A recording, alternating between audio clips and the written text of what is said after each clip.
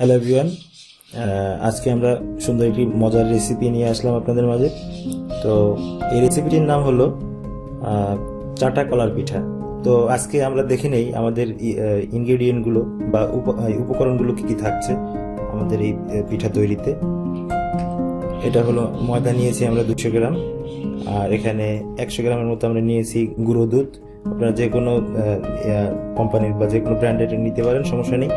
2টো কাবলি কলা নিয়েছি এখানে, আর সাথে এখানে নিয়েছি একটি নারিকেল কুচিয়ে নিয়েছি, আর সাথে নিয়েছি ডাবের পানি, আর হলো সাথে নিয়েছি কিছুটা চিনি।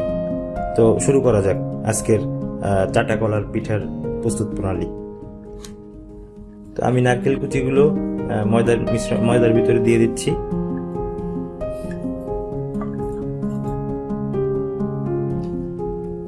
এরপরে আমি 100 গ্রাম যে আমাদের গুঁড়ো দুধ রাখা ছিল সেটা আমরা দিয়ে দিচ্ছি ভিতরে।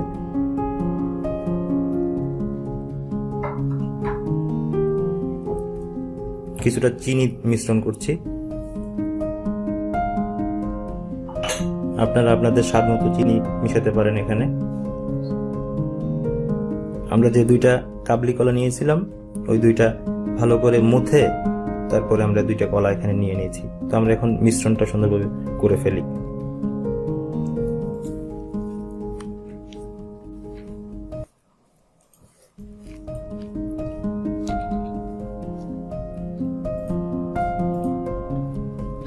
একটা বিষয় খেয়াল রাখতে হবে, তা হলো আমরা যখন পানি মিশ্রণ করব, আমরা এখানে ডাবের পানি নিয়েছি, তো পানি মিশ্রণ করার সময় খুব অল্প অল্প করে মিশ্রণ করতে হবে, পানি দিতে হবে অল্প অল্প করে। কারণ বেশি হয়ে গেলে আবার বেশি ঘন হয়ে যাবে, আবার যদি আমি অল্প দেই সেক্ষেত্রে বেশি মোটা থাকবে। তো আমাদের মিডিয়াম রাখতে হবে। আর একটা বিষয়, যেহেতু আমরা চিনি দিয়েছি এর ভিতরে, তো চিনির কারণে অনেক সময় এটা বেশি পাতলা হয়ে যায়। তো আস্তে আস্তেই ডাবের পানিটা দেয়া বেটার।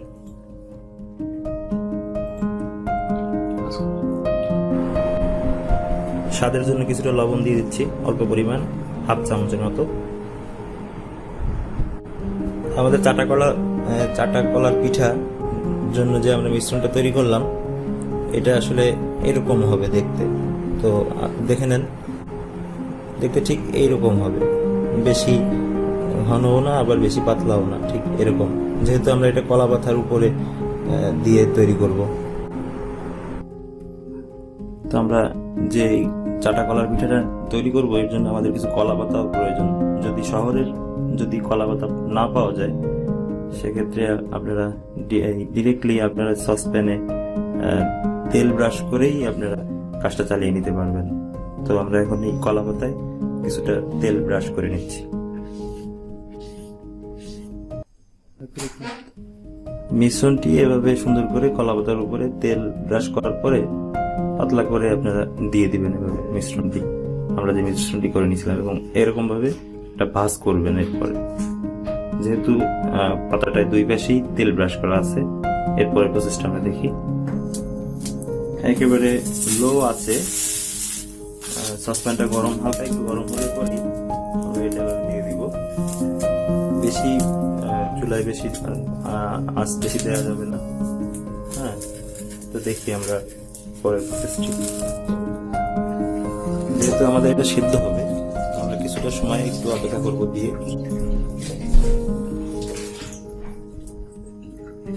এরপরে এটা ঢেকে দিব আমরা, যেহেতু এটা সেদ্ধরও প্রয়োজন আছে, সেদ্ধ হওয়ারও প্রয়োজন আছে কিছুটা।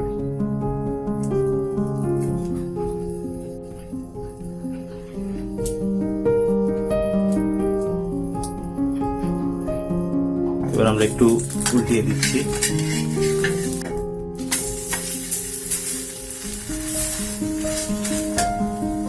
আবার ঢেকে দিলাম।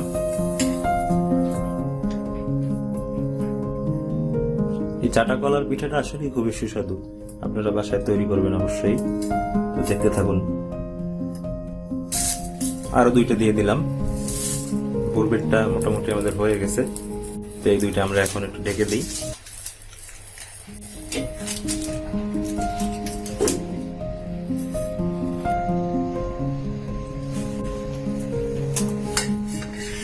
পরে যে 2টা দিয়েছিলাম ওইটা একটু উল্টিয়ে দিচ্ছি।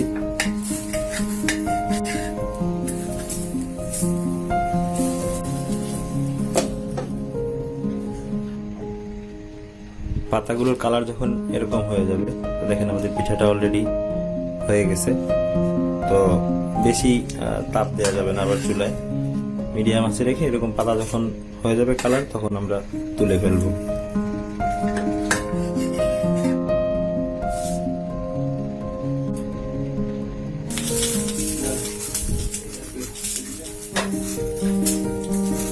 আরো 3টে দিয়ে দিলাম।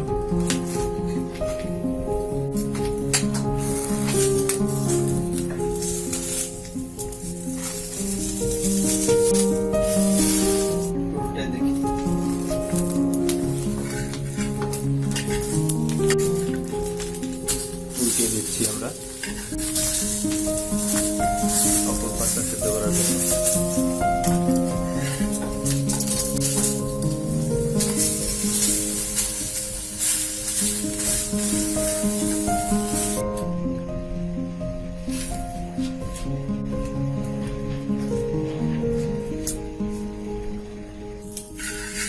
পরের গুলো আমি তুলে নিচ্ছি।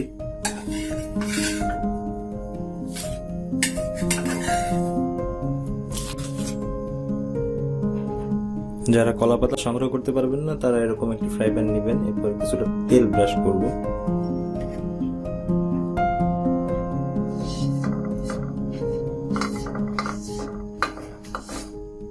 অল্প পরিমাণে তেল ব্রাশ করলেই হবে।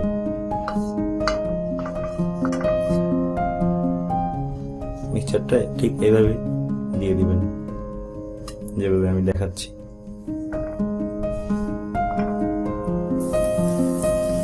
ঠিক এভাবেই দিলেই হবে, যাদের কলা পাতা সংগ্রহ করতে পারবেন না।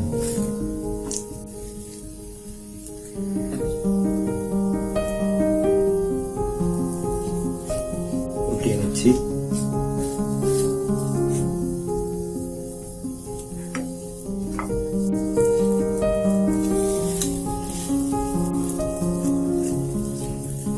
আসলে পিঠার যে আমরা দেখতেছি শেপটা একটু এবড়ো থেবড়ো, এটা আমরা পরে সাইজ করে সুন্দর করে পরিবেশন করব। কলার যে একটা আঠালো ভাব থাকে, এর কারণেই আসলে এরকম এবড়ো থেবড়ো হয়ে যায় এই সে সসপ্যানে দেওয়ার সময়। তো এটা আমরা পরে যখন পরিবেশন করব, তখন আসলে ঠিকই লাগবে দেখতে, যদি আমরা একটু সুন্দর করে এটা শেপ করে নিই। আমাদের চাটা কলা পিঠা প্রস্তুত। এরকম হবে শেপগুলো, যেহেতু এটা কলা দিয়ে তৈরি, কলা তো একটু আঠালো থাকে। তো আমরা এগুলো সুন্দর করে শেপ করে নিব। আমরা যদি কোনো মেহমানকে বাসায় আসলে পরে যদি আমরা পরিবেশন করতে চাই, সেক্ষেত্রে এটা করতে পারি। তো সেক্ষেত্রে একটু সুন্দর করে শেপ করে নেওয়া বেটার হবে আমাদের জন্য।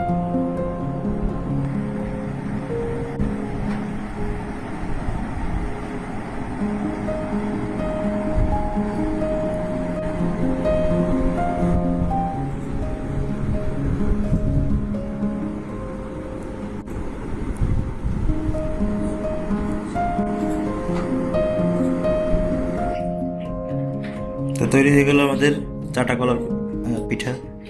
দেখতেই পাচ্ছেন কত সুন্দর দেখতে হয়েছে।